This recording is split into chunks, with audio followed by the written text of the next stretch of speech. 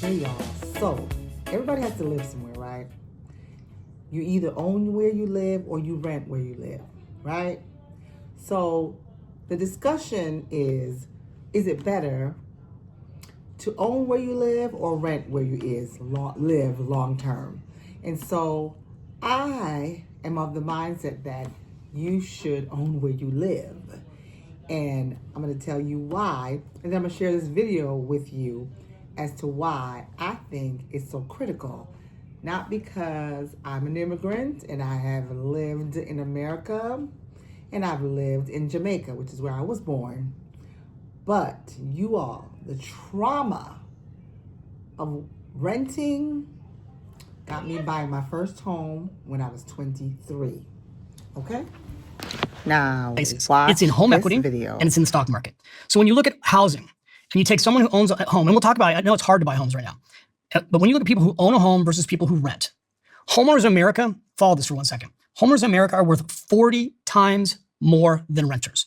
So the average homeowner in America today is worth over $400,000. But this doesn't establish causation. That doesn't mean that buying a home made them rich, right? It actually does. And I'm going to go through that here. So the average renter is worth $10,000, right? So why does buying a home build wealth? And how much wealth in the United States is now in home equity? Wall Street Journal just ran an article on this, came out 2 days ago. There's $34 trillion now in home equity in America. This number has gone up 90% since before COVID. The other money is in retirement accounts, which is 60, 70% in stocks. There's $45 trillion now in retirement accounts. So those two things alone equal $80 trillion, right? Like when you want to go like, where are the breadcrumbs? Where's wealth being created? It's right in front of us. Now, the problem that we have in the United States, but also look, we're here in London right now. The problem we have in so many cities is that real estate keeps going higher and higher and higher. And people's incomes are not keeping pace with the cost of buying a home. So when someone comes on a show like this and says, look, you don't have to buy a home. It costs more to have a house than rent. I watched one of the shows. I won't say who it was. It doesn't matter. They all say the same thing. Don't buy a house. You'll be trapped. You'll have to pay real estate taxes and you'll have to pay insurance and things break. They go through all these expenses. And it makes it sound like, oh yeah, if I rent, it'll be cheaper. No, who do you think pays these expenses when you rent? You do. The landlord passes the cost of these expenses on to the renter ultimately. Why do they do this? Because people who buy real estate buy it for an investment. They buy it for an investment. They're not subsidizing these costs. So it's a hard thing to hear, and especially when you're young. Like I have a son who's 22, he's in Chicago. He's gonna move to New York City. It'll be extremely hard for him to buy a place in New York when he starts working right away. Just will be. He probably won't for 2 or 3 years. A lot of young people, when they move to a major city, they can't afford to buy right away. When I came out of college, like you, I was in credit card debt. I had $12,000 in credit card debt. I remember opening up my bills and having the room spin and thinking, I'm never getting out of credit card debt. How am I going to buy a house? But I did. And in fact, I didn't buy a home when I was young by myself. I bought a home with a best friend. So how did I get my first house? First house we bought was $250,000. We put 10% down, and my best friend and I, Andrew, we split that down payment. So we each put $12,500 down. This is how we scraped it together. The house was a complete fixer-upper. And we didn't have enough money to make the mortgage payments, so we rented out bedrooms. And we had friends rent bedrooms, and that helped us cover our mortgage. We scraped it together, and that's what a lot of people do when you're young. But if you don't get in the game of homeownership, and you rent in your 20s, and you rent in your 30s, you're going to turn around in your 40s and having not built any net worth. When I wrote The Automatic Millionaire 20 years ago, 2 things have happened since then. The stock market has gone up in 20 years, 600%. Okay, so if you had $100,000, just that has gone to $600,000. If you bought a house, the house has gone up 400%. So when you read this book with all these, there's a whole chapter of updated success stories. There are a lot of ordinary people that started saving $5, $10, $15, $20 a day, bought a starter house, and today they're millionaires. So am I not better off renting and investing in the stock market versus buying a house? Because obviously when I buy a house, I'm paying a premium on the house so that I can get a mortgage. I want to bust this myth because what happens is people come on and they go, look, I can tell you right now, the stock market over the last 20 years has averaged over 10% annually. People go, the returns are better in the stock market than in real estate. Yeah, but that's not apples to apple comparison. Why? When you buy a piece of real estate, when you buy a home, people don't typically pay cash for their first house. They put down 20% and they borrow the other 80%. So you take like an example of take a $200,000 home. $200,000 home, you put 40 grand in. Home goes from 200,000 to 400,000 in 10 years. This has happened to so many people in the last 5 years. Since COVID, there are markets all over the US where housing prices have gone up 100 to 200%. So a person buys a $200,000 home, they borrowed 80%, it's doubled. So they've made 200,000 in profit. They didn't put in 200,000, they put in 40. So they got a 5 times return on their down payment. They go to sell their house, they don't pay taxes on the gain Because when you own a home, at least in the United States, you own a home for over 2 years. If you're single, you get $250,000 in tax-free gains. If you're married, you get over $500,000 in tax-free gains. You get tax deductions on the mortgages. So what happens is people come here and they go, you know what? You shouldn't be tied down. You need to be flexible when you're young. You don't want to have the responsibility. And you should take the extra money and you should put it in a mutual fund. And you know what happens in the real world, Stephen? People don't do that. They rent an apartment that's nicer than what they can afford, and they spend all their money. And then they turn around in their mid-30s and they have no equity because they haven't bought anything, and they also haven't saved money. It is an absolute... So, after watching that video that I just shared with you all, I decided that I had to share this with as many people as I could find, because that right there, I hope that clarified questions for you all in your mind, in your family's mind, in your children's mind, so you can share this with others. Because I started I read this guy's book, The Automatic Millionaire, probably over 10 years ago. And it really changed my mind, and it gave me some more insight into buying a home. Now, like I said, I bought my first home when I was 23 with my now husband. And at the time, I had just graduated college, and we were engaged, and he was deciding whether he wanted to move out of his house, his parents' home, and he said, so we can get married.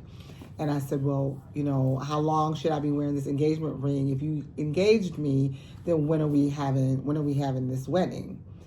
And so he said, well, I want to buy a house first. I really would I don't want to rent from anyone. I want to have my own home. So I said, well, what do you have to do that? Let's go find out.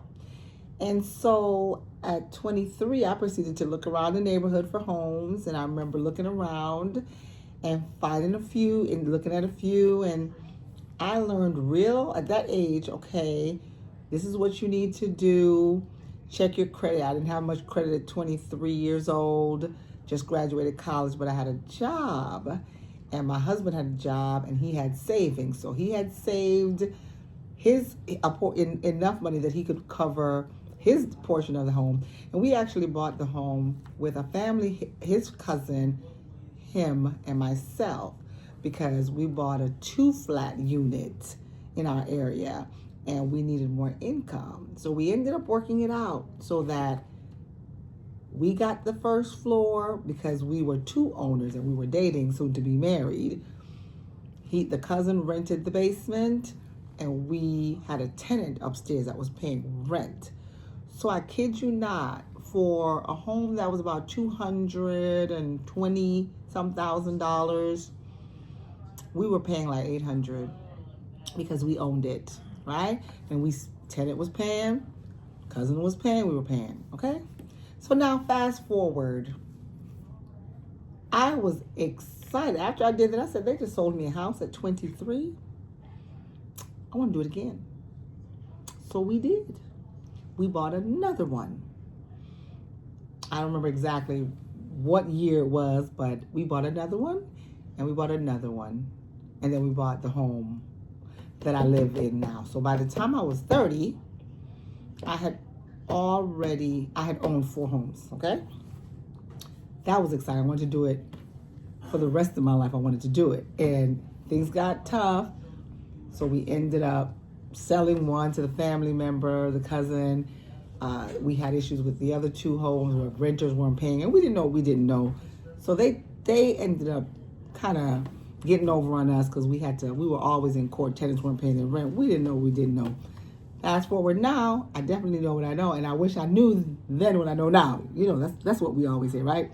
Wish we knew then what we knew now. But I tell you, I strongly agree with that video that it is better for you to own than rent. First of all, I will tell you from my traumatic experience in renting, we were constantly being kicked out of homes, okay? So when I moved here, I was almost 11 years old. My brother was 9. And talk about if you break something, you got to pay for it or fix it, or you were kicked out. I remember living in 5 or 6 different homes between 11 and my senior year in high school. So what are we talking about? 7 years, living in 5 different locations. We were always moving, and my mother was a single mom. So can you imagine a single mom who worked as a nurse and had 2 jobs to keep the family afloat? But when I tell you, I think that was the trauma. That was traumatized. I don't know if it traumatized you all, but it traumatized me. And so that made me want to just not to own my own home, because when we come from Jamaica, pretty much you own your home. It wasn't unusual for people to own their own homes, or a family member owned, somebody had a house. I'm just saying, you watch that video, let me know what you think. Do you agree with what he's saying? Did you hear it? Was that the first time you had heard something like that about the benefits of home ownership? That you are wealthier than when you rent, when you own, okay? The bank is not gonna come kick you out your house if you are late on a month's mortgage, and you have equity in your home. You might have bought the house for $220,000 like we did. That house is worth, I believe, almost $600,000 now. And that was about 20, 30 years ago. Okay? So, I'm just saying, you all. 24. Okay, not quite 30 years ago. Hold on. My math is not mathing right now. About 25 years ago. Either way, you're going to get older anyway, okay? Whether you stay in the house or not, whether you move or not, you own it. And did you hear him say he had the renters? He was able to move people. And nowadays, move people in his house and help them pay the rent. And nowadays, people are renting rooms, you all. They're paying $800-900 for one room. So if you have a 3-bedroom home and you're renting, let's say you have a 3-bedroom on one unit and then you have another 3-bedroom on the other, you're talking about somebody paying you $800 per room. That's covering your mortgage is $2,500. That's covering your mortgage, okay? And then you can live in the basement or in the first floor, however you choose to live. But you all, please, let me know what you thought about that. Has that opened your eyes to home ownership? It just reminded me. I got so excited. I just wanted to share with you all. Now, if it didn't change your viewpoint, I would like to know why. If you could just let me know in the comments. But I'm of the mindset owning is better than renting. And don't let that credit score issue startle you or get you nervous, because credit, you can get that fixed in a year or less. There's so many ways to fix your credit. It can be done. All right. So that's what I'm sharing with you all today. I hope that helped you. I hope you found this video helpful. Okay. This is Simone with Simple Smart Mommy Money Moves, where we talk about finances, books, ways to invest, and all things that I've learned over the years as a mom. And I would like to share them with you all, okay? So I hope you all learned something from this video. Thank you so much for watching. Talk to you soon. Bye-bye.